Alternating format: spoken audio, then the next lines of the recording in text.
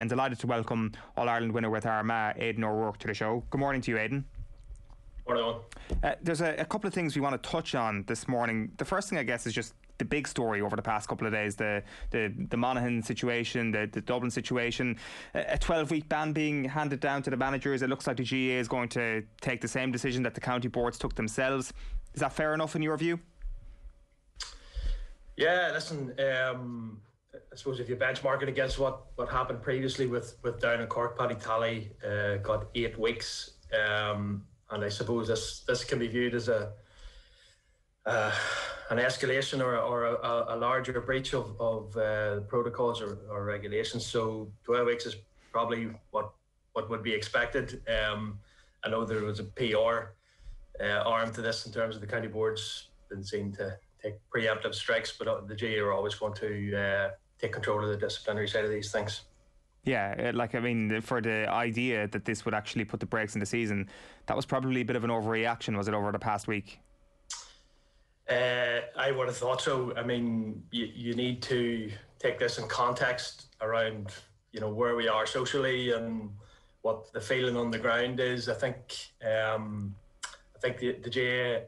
GAA, not unlike the government, I suppose, have lost the room a little bit with the current restrictions with regard to outdoor activity, and I'm not sure there's a massive appetite for much of the book being thrown at Dublin and Monaghan in this instance at the moment.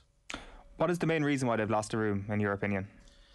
Well, if you take a step back from the GAA and look at this in a sporting context, I mean, at the moment I am involved with coaching at a variety of levels, but in particular, juvenile underage would be my main focus. And if you take a step back and see what other countries are doing, we're very much have a third world approach here to outdoor sport. I mean, if you look at the science and research, outdoor sport should have been mandated months ago.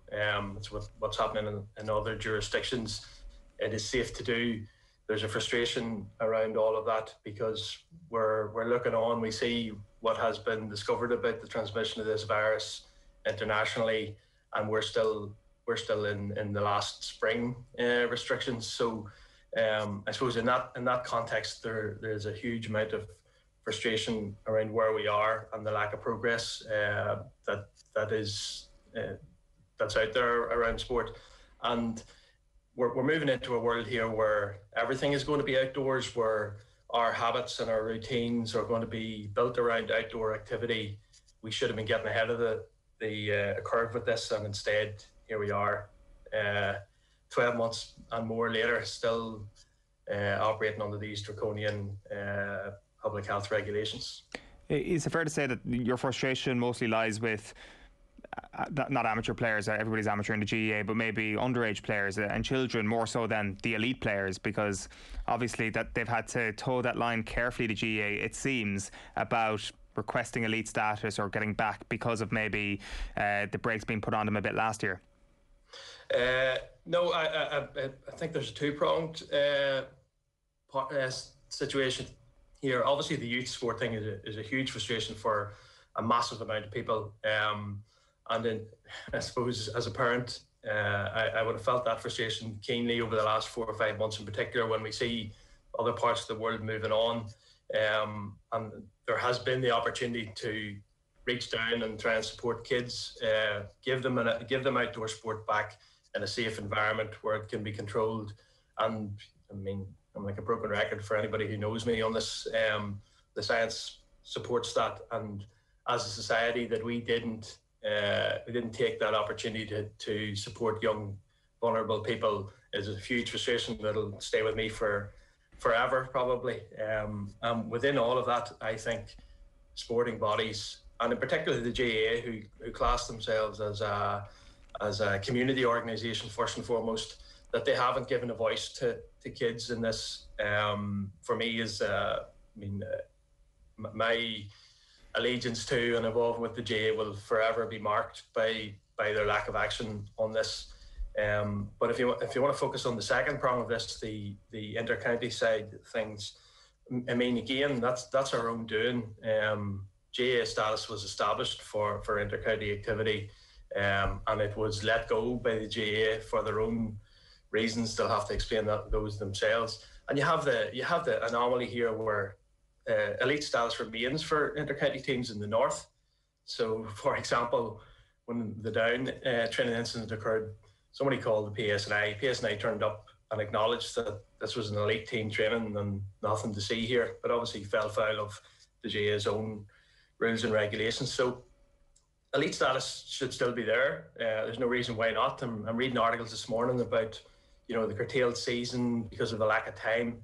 That's the GAA's own doing. The National League could have gone ahead in its scheduled window, and we could have been planning in detail for the club season now. And obviously, in my view, we should be further ahead with that, but we could have been detailing out a club season. And again, the club player is at the back of the queue with all of this. The GAA seems to think when they make pronouncements that everybody's waiting on tenterhooks to hear when the national leagues and championships are starting. That's not the case for the vast majority of the membership. We want to know when everybody can get involved. And inter-county, yes, is the jewel in the crown and very important. And where everybody loves to have those role models and people they look up to, but it's not the be all and end all. Yeah, like when it comes to that elite status then slipping through the fingers of the GAA, it's probably not just on them, is it? Like, just to counter that a little bit, like there's probably a huge political aspect to it as well. Like, I remember Micheál Martin coming out in February saying that they just wanted to keep activity levels low in society, and I think maybe that point around activity around GAA grounds or whatever it may be was something that the government had been acutely aware of. And I think they'd been acutely aware of the GAA and maybe some of the celebrations that they'd seen after club games last year, that for all we know the GAA had been lobbying hard for this, and I guess the political pressure that came back on them was, no, you're not getting this. Well, I suppose I'm not sure where you're getting your information from on that one, but that's not my understanding. The GAA had an opportunity to retain elite status if they had wished, but didn't push the buttons on that. I mean, all of this is behind doors, so closed doors, so we're not going to be able to bear all that out. I'd really love them to set out exactly why elite status, as you say, slipped through their fingers last year, and why it wasn't possible in the springtime. Because as a GAA man first and foremost, but involved more broadly in sport professionally, I am involved in facilitating elite sport as the months have ticked on. I look at other sports having their icons and role models on the TV. I look at other athletes down the tiers who aren't quite at the top level yet, still with elite status, and I scratch my head as to why the GAA's flagship competitions don't go ahead. Because remember, during lockdown too, inter-county activity was many people's saviour here. Whenever the championship was able to kick in last autumn, it made a huge difference to us as a society. I mean, obviously I'm embedded in sport, but to have those games to look forward to at the weekend was a massive thing for people who are involved in the GAA at all levels, and we've been deprived of that now for months. And that it was at our own hand is a huge frustration.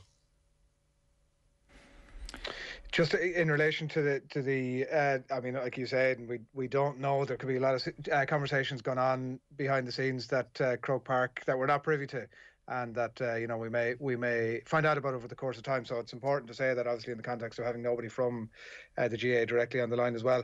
What would you like to see in terms of you're clearly moved by a lack of action over the last number of months? What would you like to see in terms of an ideal outcome here? I know there's been SOPs to return to play in terms of we can do some training, there can't be any contact. What would you see at this juncture now, a year, a bit more into this thing, that would be a good solution to get kids and to get people back playing? A very simple answer to that: immediate return to sport at all levels, outdoors, through regulated sports clubs. I mean, that's pretty simple as far as I'm concerned. I mean, you have a couple of anomalies here. In the north, obviously, everybody is back this coming Monday. It's not non-contact, it's everybody's back in groups of 15, and then 2 weeks later kids only are back in the 26th from Monday the 29th or whatever that Monday is. So even if you take that, and I suppose I'm involved in sports, so I'm looking at international best practice all the time. Non-contact is an anomaly. It makes absolutely no difference, and putting that restriction on has no health benefit or no impact on the transmission of the virus. That's a early 2020 view, whenever we were obviously very cautious, necessarily so, about how we resume. Also, groups of 15, there's nothing, show me the data that supports that, minimising the risk on the transmission of the virus.